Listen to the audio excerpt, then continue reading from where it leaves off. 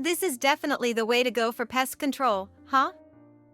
My mother-in-law, Karen, after placing a bug bomb in my room. She claimed that I, with a broken leg, was a pest who didn't do any housework. And she attempted to confine me in the room and fumigate it with insecticide. If only she had listened carefully to whose screams were coming from the room at that time, it wouldn't have come to such a thing. I am Anna, a 30-year-old office worker. My husband, Adam, is 31 years old and a senior office worker. We have been married for 2 years. I met Adam at the convenience store where I bought takeaway coffee every day. As we saw each other every day, we gradually became aware of each other, and start a conversation became the beginning of our relationship. Around 1 year into our relationship, we decided to get married. My sociable and gentle husband, Adam, was liked by my parents, and they cared for him in various ways. Adam's family consists of a quiet and reserved father-in-law, Dan, a talkative and occasionally sarcastic Karen, and his sister, Bella. From the beginning, Karen was a person who spoke her mind, making tactless remarks. Oh, where did you graduate from? And where do you work? There was a moment of appraising me during our first meeting. It turns out I graduated from a women's university affiliated with Adams University, and that fact seemed to earn some approval. However, it appears that she couldn't quite comprehend my job. When I mentioned I'm a web designer, she appraised it with, "Working with foreign words isn't a decent job. It's a shame, especially after graduating from a good university." Once again, Karen always has a word to say. When buying souvenirs, she comments, "The cake here is delicious, but it's small for the high price. The food here used to be good, but lately, maybe because the cook changed, the taste is not good anymore." In contrast to Karen, Bella, my sister-in-law, is kind and gently admonishes Karen with, "Mom, a small size is just right. Big size one is too heavy for my stomach. Even if the cook changes, the taste doesn't change that much." Adam also, witnessing such exchanges, joins Bella in scolding his mother with, "Mom, cut it out already." Initially, I was very anxious about getting along with Karen, but being told that living with them was not necessary and having Bella and Adam defend me somehow gave me confidence that things could work out. When we got married, it was agreed that we didn't have to live with my in-laws, so my husband and I rented an apartment and lived together. However, after a while, Karen slipped and fell down the stairs, breaking her leg. Due to her age, Karen had to be hospitalized for a while, also for rehabilitation purposes. While Karen was in the hospital, her daughter, Bella, was supposed to take care of her, but my issue was with Dan. Dan is quiet and reserved, a nice person, but he has an old-fashioned personality and can't handle household tasks at all. All meals and laundry were left entirely to Karen, so he couldn't even use the microwave. Although Bella occasionally checked on the house, she was working and had to manage laundry and take care of Dan, while Karen was in the hospital. It seemed incredibly challenging for her. "Hey, Adam, since some of my work can be done from home, would it be okay if I take care of your dad for a while?" I suggested going to Adam's parents' house until Karen was discharged. "Oh, that would be really helpful. Thanks." Adam looks sorry. Adam's parents' house and our apartment are about a 20-minute drive away. So, every day after work, I go there to prepare meals, do laundry, and take care of things. Dan expresses his gratitude, saying, "I'm sorry for the trouble. This really helps," and hands us some money. Eventually, he starts saying, "Even after Mom is discharged, we'd like you to continue helping for a while." 2 months after being into the routine of commuting between Adam's parents' house and our apartment, finally it was decided that Karen would be discharged. "Thank you for taking care of Dad. You didn't have to worry so much," Karen said, maintaining her usual tone. Adam, irritated by her words, retorts, "There's no need to say it like that. But Karen doesn't seem to be bothered at all. It's fine during the hospital stay, but it gets tough after discharge. If you'd like, why don't you come live here and help with the household? Karen, without any sense of remorse, is requesting us to live together. We declined on the spot, but Karen, perhaps due to the previous fracture making her bones fragile, started frequently falling and making a fuss about breaking bones again. Fortunately, there were no fractures or cracks, but the doctor warned us that if things continue this way, it wouldn't be surprising if a bone did break. We discussed the situation thoroughly. Our current life involves both of us working during the day, and we find ourselves being thrown off balance by sudden calls from Karen. Furthermore, with Dan being retired and having no income, if we ignore the situation, it would place a significant burden on Bella. We reluctantly decided that living together would be better than continuing to inconvenience everyone. Thus, cohabitation began, and 3 months passed. This time, while riding my bike for shopping, I got an accident with a car and fell. The accident caused my leg broken. Fortunately, with a cast and crutches, I could still manage daily life. I switched to remote work for my job to accommodate the situation. Even though I can use crutches, household chores and daily life have become more challenging than before. Feeling sorry for the increased burden on Karen, I apologized to her. I'm sorry, Karen. I didn't mean for this to happen. I appreciate your help with household matters for a while. Despite my apology and bowing, Karen responded, Oh, in that case, you should have just gone to the hospital. I didn't cause any trouble for Dan when I was hospitalized. You're telling me to take care of the house even though my leg is not good condition? What a terrible daughter-in-law. She retorts with her usual sarcasm. I find it troublesome since she doesn't say such things in front of my husband or Dan. I'm sorry. I have a job, so I'll do what I can within my limits. However, with my current leg condition, I need cooperation from Karen to take care of Dan. Observing my situation, Karen remarks, Oh, a job? What do you do? Is there even work you can do inside the house? It just looks like you're playing to me. You're like a lazy parasite. You're no better than a pest. After declaring this, she huffed and left the room in a rage. From that day on, Karen began to pick on me at every opportunity. At first, I remained silent and endured it, but it gradually escalated. Could you at least carry some dishes? And do you eat? If you do, contribute to the food expenses. I don't know what you're doing on your computer, but contribute to the utilities when you use it, she says every time she sees me. In the end, even for the meals, she served me a leftover, different from what served to Dan and Adam. Each time, Adam got angry to Karen for me, and he spoke harshly to his mother about money, but it seemed like she didn't believe a word. Despite knowing that I can't move freely, Karen often leaves, saying, I'm going to a lesson, so please do the grocery shopping, leaving me to manage on my own. On the day I went to the hospital, as I greeted the neighbors from the front door, I got a lecture. Oh, you're young, but you don't work. You should help your Karen a bit. It seems that Karen is spreading the word that I'm a lazy gold digger who lets her son work while enjoying an easy life.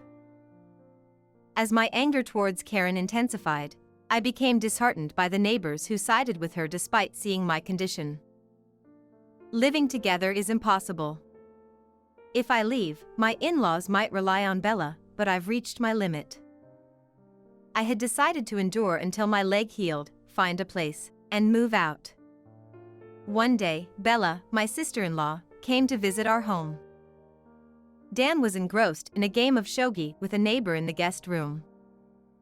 Karen, seemingly delighted that her daughter had come home, started a drinking party with Bella in the living room.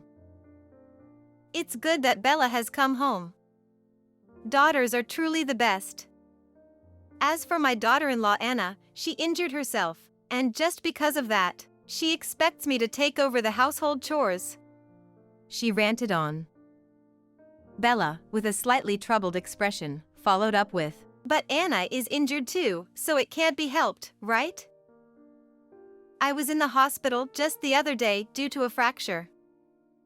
Despite that, she talks about working remotely at home, but I have no idea what she's actually doing. Just a freeloader. Fueled by the alcohol, Karen was getting heated. Bella intervened between her mother and me, sharing a recent interesting story to prevent the atmosphere from becoming more tense. The next day, when we woke up, Dan had gone out for an early morning golf session. Today, I had to go to the hospital for rehabilitation. The hospital was a 30-minute drive away. Since I couldn't drive, Adam, who had the day off from work, was supposed to drive me to the hospital.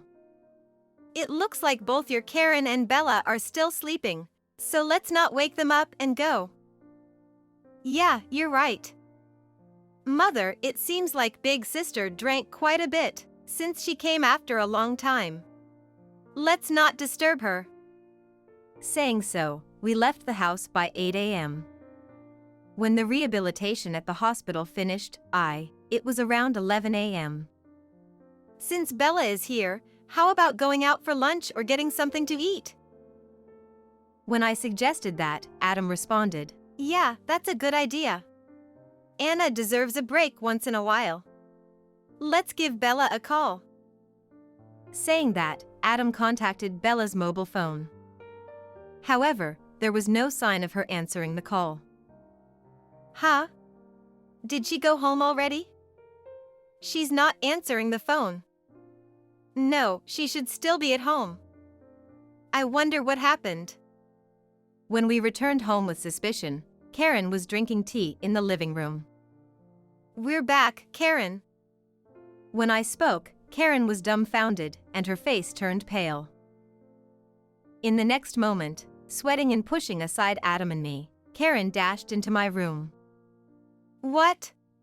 What happened? I followed after Karen, and when I reached my room, I saw that there were 3 door stoppers on the door. Since the door to this room opens outward, if door stoppers are placed from the hallway side, it becomes impossible to open from the inside.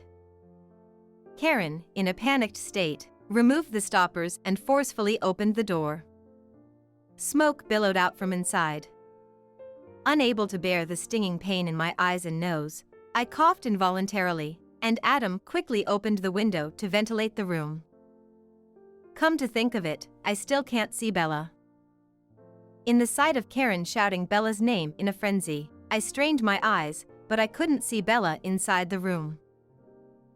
Suddenly, I entered Adam's room and, using my cane to support myself to avoid falling, reached the window and jumped out onto the balcony. There, I spotted Bella sitting curled up on the balcony of my room. Adam, something's wrong. Bella is here. As I shouted, Adam quickly came to the balcony. Adam went back to his room, brought a chair, and moved Bella to the balcony while holding her hand. Are you okay, sis? Bella, are you okay? When asked by us, Bella, with a pained expression, choked out. I thought I was going to die. While we were rescuing Bella, Karen seemed to lose strength in her legs, sitting there in shock and bewilderment. Hey, Mom, what on earth is going on? Adam confronted his mother with a strong tone. That's right, Karen, are you listening? Following Adam, I also said, and Bella glared. Yeah, what on earth is going on? Karen mumbled in a small voice, because Anna is like a pest. I thought using a bug bomb would be good for pest control. So, I never imagined Bella was there. Karen spoke in a manner that suggested disbelief. I wanted to sleep in the guest room yesterday, but I couldn't stand the smell of Dad's cigarettes, so I slept in Anna's room. I slept on the floor, and I let Bella have the bed. What the heck, I thought the one in bed was Anna. I never thought Bella was there at all. Bella said. By the time I realized it, the room was filled with smoke. The door wouldn't open, so I escaped to the balcony. She was in tears. As I comforted Bella by patting her back, she seemed relieved and began to cry uncontrollably. Seeing that, Karen shouted, Anna, it's your fault for leaving without saying anything. Unable to tolerate it any longer, I glared at Karen and shouted back. How can you say that without apologizing? It's obvious that using insecticide in a room with people is worse. It seemed my shouting back really irked her. Karen turned red and lunged at me. Then, as if pulling her arm away, Bella grabbed Karen's shoulder and exclaimed, "What if something happens to my baby?" Huh? A baby? Karen repeated, seemingly not having heard it all. In fact, Bella had returned home to announce her pregnancy. She had avoided sleeping in rooms with the smell of tobacco and refrained from drinking with Karen, all because she was pregnant. Why didn't you say such an important thing earlier? Karen went half crazy and confronted Bella. But Mom was really drunk yesterday, wasn't she? You would have forgotten immediately when you are drunk. Dad was busy talking with guests too, and we wanted to tell you both together. That's why I planned to talk tonight. Bella began to cry again as if she had just remembered. Adam, who had been silently observing, finally spoke up. This is not the time to argue like this. Sister, let's go to the hospital. I'll get ready. Adam stood up and said he would go fetch the car. I went back to the room to get the luggage instead of Bella.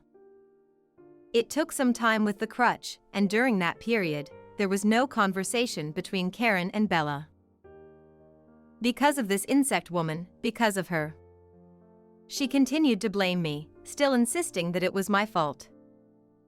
Bella, without making eye contact with Karen, continued to cry while holding her stomach. At the hospital, we explained the situation, and Bella underwent an examination. For now, everything seemed fine, but the doctor advised to come to checkups more often, not just only prenatal visits. Because she escaped to the balcony immediately, I think there won't be any impact to the baby. Even though while she was panicking, she was able to make that decision is a wonderful thing. That's what doctor said.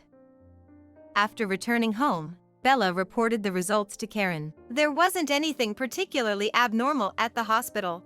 Karen looked relief and said that. That's a relief. Originally, it's Anna's fault. She disappears without notice. Bella, I haven't done anything wrong. I was just trying to get rid of the money-devouring pests. Understand, please. Saying that, Karen clung to Bella. However, Bella looked at her own mother, with a cold gaze. Even if the target was Anna, trapping someone and using such powerful insecticide is undoubtedly worse. For now, it seems the baby is unharmed, but the fact remains that there was an attempt on our lives. I'm going to file a complaint about this. Bella, shaking off her clinging mother, said, filing a lawsuit against your own parent is ridiculous. It's absurd. No one dies from insecticides. Anna, say something. After all, this happened because of you. Take responsibility. Now, Karen turned to me and ordered me to persuade Bella. At this point, I was so astonished that I couldn't say anything. Facing Karen, I said, how can you not offer a single apology at this point? What kind of mindset is that?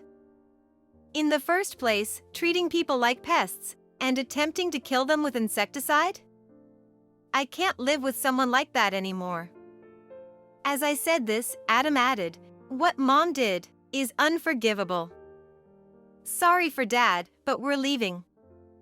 Saying that, he left the room and began packing his belongings. Shaking off the clinging Karen, our priority was to leave the house. The two of us packed our belongings and went to a hotel, deciding to look for a new place to live. We contacted Dan on the same day, explaining that we were moving and wouldn't be returning home. Despite Dan couldn't believe that his wife would do such a thing. Hearing similar stories from Bella about How I am treated on a daily basis. he seemed to have no choice but to believe. From then, my in-laws' life quickly fell apart. Karen had the misconception that I was an unemployed shut-in, but I, too, had an income comparable to Adam's and contributed a significant amount to our living expenses. Despite repeatedly informing Karen that I work from home and cover not only our food and utility expenses but also Most of the household expenses, she completely refused to believe it. She thought all the money came from my husband. no matter how many times my husband explained, She wouldn't understand. we felt sorry for Dan, but we couldn't handle the situation anymore, so we prepared to leave. That's why we were able to pack our belongings and move to a hotel on the same day. Shortly after we left, Karen, who lost both main breadwinners, quickly reached out about financial help, but we ignored all calls and blocked her messages. About a month after we left, Adam became concerned about his father and visited his family on his day off. However, there was no sign of Karen. and Dan was living alone. "Hey, where's Mom? What happened?" Adam asked. In response, his father said, "Your mom and I got divorced. She did something extremely rude to Bella, who treated us so well. Also, Bella said she wouldn't come to our home if your mom was around and we were estranged." After we left, Dan calmly explained. What happened? As for Karen, she apparently resisted the divorce quite a bit. Why do we have to get divorced? I can't believe it. It's obvious I was just getting rid of pests. She remained unrepentant and reportedly Didn't stamp the divorce papers for a while. As long as you're here, Bella won't come and we will be sued. Dan confronted her, saying, Fine, I get it. Just make sure the property division is done properly. Apparently, after saying this, she packed her bags and left. It was reported that she gave all the money from the property division to Bella as a settlement, asking her not to file a complaint. After leaving the house, she moved to a cheap apartment in the neighborhood, but ended up isolated from the community. It seems that when Dan kicked Karen out of the house, Dan said that, "What you did is the same as murder. Bella's still alive just because she was lucky." This statement was overheard, and as a result, rumors spread that she tried to murder her own daughter. Since then, Karen has been ignored by neighbors, and whispers follow her wherever she goes outside. Even activities she used to do with neighbors became awkward, as she was ignored. Eventually, feeling unwelcome, Karen ran away to a distant place, where she had no connections at all. Subsequently, my leg fully healed, and I was able to return to my daily life. Fortunately, there were no adverse effects on Bella or the baby, and later, a healthy child was born.